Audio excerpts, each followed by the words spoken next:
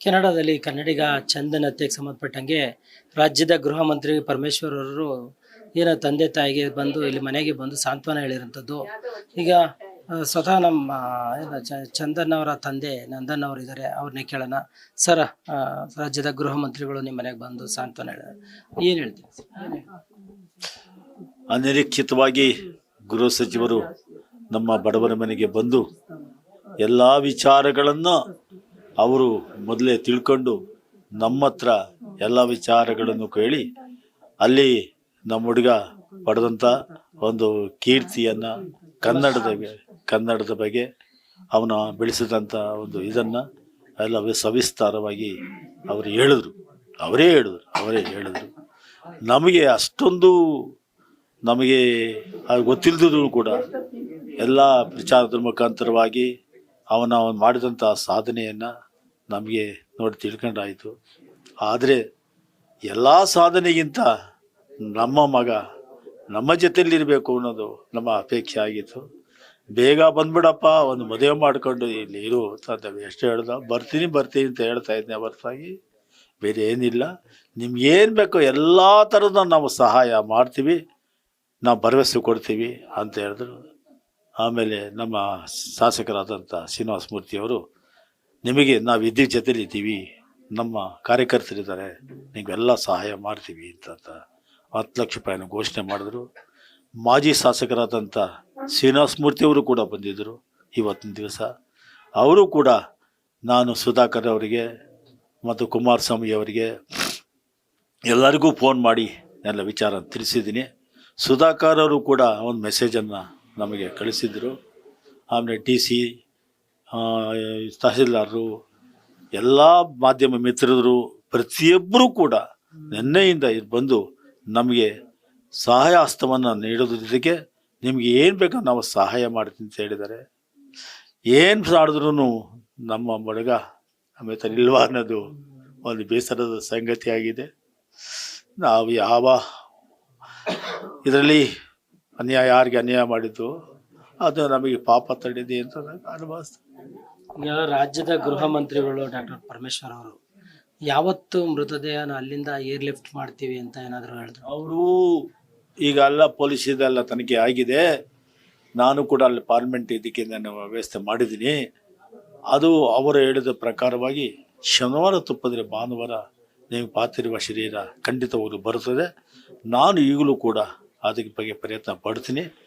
ನಮ್ಮ ಶ್ರೀನಿವಾಸ ಮೂರ್ತಿಯವರು ಇರ್ತಾರೆ, ನಾವು ಇರ್ತೀವಿ, ನಿಮ್ಮ ಜೊತೆ ಎಲ್ಲರೂ ಕೂಡ ಸಹಕಾರ ಕೊಡ್ತೀವಿ ಅಂತಂತ ಹೇಳಿದ್ರು.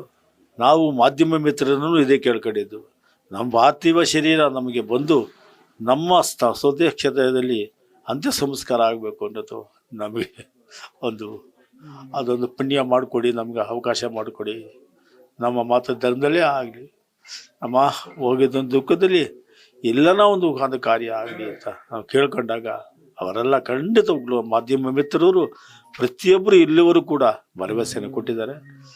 ಅವರ ಭರವಸೆ ಪ್ರಕಾರವಾಗಿ ಈ ಕಾರ್ಯ ನಡೀತಿದೆ ಅಂತ ನನಗೆ ಭರವಸೆ ಇದೆ. ಈಗ ಗೃಹ ಮಂತ್ರಿಗಳೇ ಇಲ್ಲಿ ಬಂದಿದ್ರು, ಬಟ್ ಯಾವ ಕಾರಣದಿಂದ ನಿಮ್ಮ ಮಗಂದ ಹತ್ಯೆ ಆಯಿತು ಅಂತ ಅನ್ನೋದ್ರ ಬಗ್ಗೆ ಡೀಟೇಲ್ ಕೇಳ್ತಿದ್ರಲ್ಲ, ಏನು ಹೇಳಿದ್ರು ಅಂತ? ಅದು ಇನ್ವೆಸ್ಟಿಗೇಷನ್ಗೆ ನನಗೆ ಕಳಿಸಿದ್ದೀನಿ. ಇನ್ವೆಸ್ಟಿಗೇಷನ್ ಮಾಡ್ತಾ ಇದ್ದಾರೆ. ಅದು ಇನ್ನು ರಿಪೋರ್ಟ್ ಬರಬೇಕು. ನಾನು ಪಾರ್ಲಿಮೆಂಟ್ವರೆಗೆ ಹೇಳಿದ್ದೀನಿ ಅಂತಂತ ಹೇಳಿದ್ರು.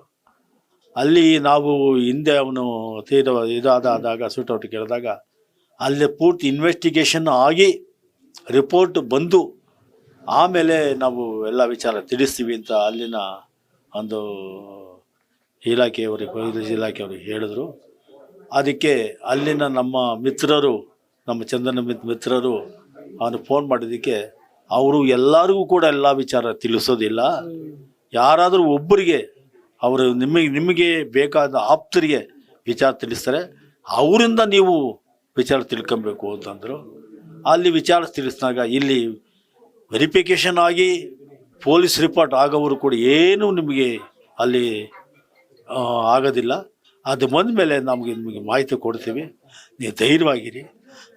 ಮೊದಲು ಅದೆಲ್ಲ ಆಗಿ ಅಲ್ಲಿನ ಅಲ್ಲೆಲ್ಲ ಒಂದು ಬಳಗದವರೆಲ್ಲ ಸೇರಿಕೊಂಡು ಅಲ್ಲಿ ಹೇಳಿದ್ದು, ಅಲ್ಲಿ ಪಾರ್ಥಿವ ಶರೀರಕ್ಕೆ ಒಂದು ವ್ಯವಸ್ಥೆಯನ್ನು ಮಾಡಿ ಎಲ್ಲ ಕನ್ನಡಿಗರು ಎಲ್ಲ ಪೂರ್ತಿ ಒಂದು ಆದಮೇಲೆ ಇಲ್ಲಿ ವ್ಯವಸ್ಥೆ ಮಾಡ್ತಾರೆ. ಖಂಡಿತವಾಗಿ ಧೈರ್ಯವಾಗಿ ನಾವು ಜೊತೆಲಿ ಇದ್ದೀವಿ ಅಂತ ಹೇಳಿದ್ರು. ಅದು ಎಲ್ಲ ಪ್ರಕ್ರಿಯೆಗಳನ್ನು ಮುಗಿಸಿ ಅಲ್ಲಿಂದ ಕೂಡಲೇ ವಿಮಾನದ ಮುಖಾಂತರ ಏನೋ ಏರ್ ಲಿಫ್ಟ್ ಮಾಡ್ತೀನಿ ಅಂತ ರಾಜ್ಯದ ಗೃಹ ಸಚಿವ ಪರಮೇಶ್ವರ್ ಅವರು ಹೇಳಿದ್ರು. ಈಗ ನಮ್ಮ ಜೊತೆಲಿ ಅವ್ರ ತಾಯಿ ಇದ್ದಾರೆ ಶೈಲಜಾ ಅವರು, ಅವ್ರೇನು ಹೇಳ್ತಾರೆ ಅವ್ರನ್ನೇ ಕೇಳಿದ್ರೆ. ಅಮ್ಮ, ಗೃಹ ಮಂತ್ರಿಗಳು ಬಂದಿದ್ರು, ನಿಮ್ಗೆ ಯಾವ ರೀತಿ ಅಂದರೆ ಯಾವ ರೀತಿ ಇದಾಯಿತು? ಏನಿಲ್ಲ ಸರ್, ನಿಮ್ಗೆ ಏನು ಕಷ್ಟ ಇದ್ರೂ ಏನು ಸಹಾಯ ಬೇಕಾದರೂ ನಾವು ಮಾಡ್ತೀವಿ ಅಂತಂದು ಭರವಸೆ ಕೊಟ್ಟರು ಸರ್.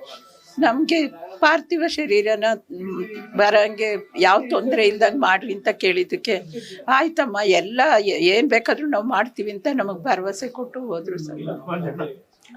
ಮಗನಿಗೆ ಏನೋ ಮದುವೆ ತಯಾರಿ ಕೂಡ ಈ ಸಾರಿ ಬಂದರೆ ಮಾಡಬೇಕು ಅಂದ್ಕೊಂಡಿದ್ರಂತೆ. ಆದರೆ ಆ ಒಂದು ಇದರಲ್ಲಿ ಇಂಥ ಒಂದು ಇದಾಗೋಯ್ತು.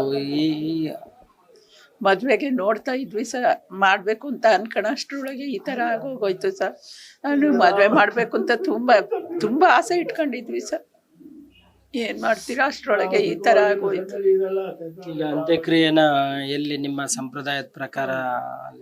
ಮುಕ್ತಿಧಾಮ ಅಂತ ಇದೆ ಸರ್ ನಮ್ದೇನದು, ಅಲ್ಲಿ ಮಾಡ್ತೀವಿ ಸರ್, ಆರ್ಯವೈಶ್ಯ ಸಂಘದಲ್ಲಿ. ಈಗ ರಾಜ್ಯ ಸರ್ಕಾರಕ್ಕೆ ಆದಷ್ಟು ಬೇಗ ಮೃತದೇಹನ ನಿಮ್ಮ ಇದಕ್ಕೆ ತರಬೇಕು ಅಂತ ನೀವು ಒಂದು ಮನವಿ. ರಾಜ್ಯ ಸರ್ಕಾರ, ಕೇಂದ್ರ ಸರ್ಕಾರದವ್ರು ಎಲ್ಲರೂ ನಾವು ಏನು ಬೇಕಾದ್ರೂ ಸಹಾಯ ಮಾಡ್ತೀವಿ ಅಂತ ನಮ್ಗೆ ಭರವಸೆ ಕೊಟ್ಟು ಹೋಗಿದ್ದಾರೆ ಸರ್. ಎಲ್ಲರೂ ಮಾಡ್ತಾನೂ ಇದ್ದಾರೆ ಸರ್, ನಿನ್ನೆಯಿಂದನೂ ಎಲ್ಲರೂ ಮಾಡ್ತಾ ಇದ್ದಾರೆ ಸರ್. ಇದಿಷ್ಟು ಏನು ತಂದೆ ಮತ್ತು ತಾಯಿ ಅವರ ಏನು ಗೃಹ ಸಚಿವರು ಮನೆಗೆ ಬಂದು ಸಾಂತ್ವನ ಹೇಳಿದ್ದಾರೆ. ಅವರು ಏನು ಆದಷ್ಟು ಬೇಗ ನಮ್ಮ ಮಗನ ಮೃತದೇಹವನ್ನು ಏರ್ ಲಿಫ್ಟ್ ಮಾಡಿ ಮುಂದಿನ ಪ್ರೊಸೀಜರ್ಗಳಿಗೆ ಅನುಕೂಲ ಮಾಡಬೇಕು ಅಂತ ಹೇಳಿ ಒಂದು ಮನವಿಯನ್ನು ಸಲ್ಲಿಸಿರೋಂಥದ್ದು. Murthy, guarantee news, Nelamangala. Guarantee news, ಸುದ್ದಿ ಖಚಿತ, ನ್ಯಾಯ ನಿಶ್ಚಿತ.